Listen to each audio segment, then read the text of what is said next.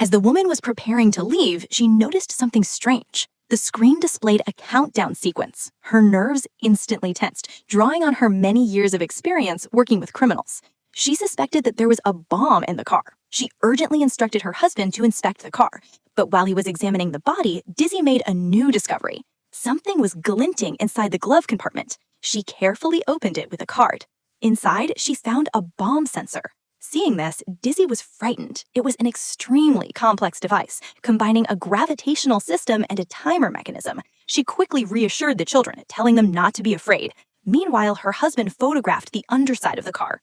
A bomb was hanging under the car. Her husband immediately prepared to report this, but Dizzy knew that it would take at least 20 minutes for the bomb squad to arrive, and there was simply no time left.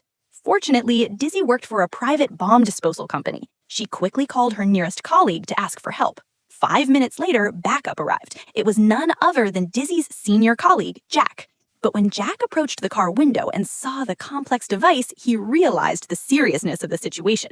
He walked to the underside of the car and took out his equipment. After scanning it, he discovered a pressure strip attached to the bomb. This meant that the bomb was not just explosive, but the slightest movement could cause it to detonate. But time was now of the essence. The priority was to stop the countdown. Jack then used a set of equipment, including a mechanical lens, to examine the inside. The result was unexpected. The bomb had a label from his own company. Jack was stunned. He told Dizzy that the bomb might be connected to the company.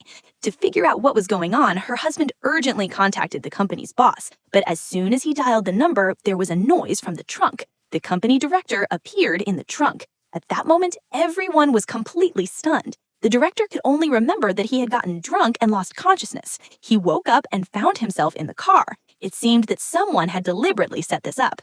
At that moment, her junior colleague, Annie, arrived. The first priority was to defuse the bomb. They quickly deployed a robot to cut the wires. The robot carefully opened the bomb casing. There were 4 wires inside, but they would be able to cut the right one.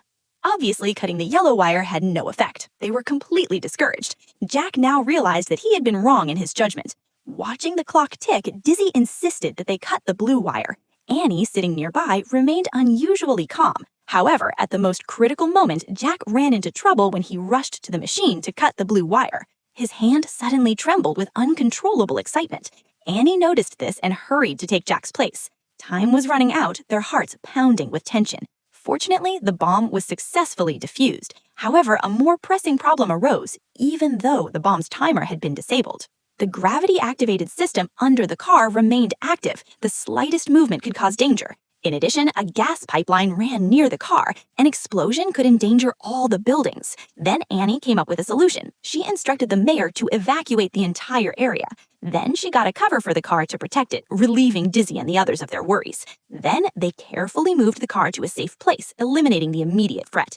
They focused on the rescue. Annie got a very thick airbag to partially neutralize the gravity system and free up an additional 90 pounds. This allowed one child to get out first, but time was running out.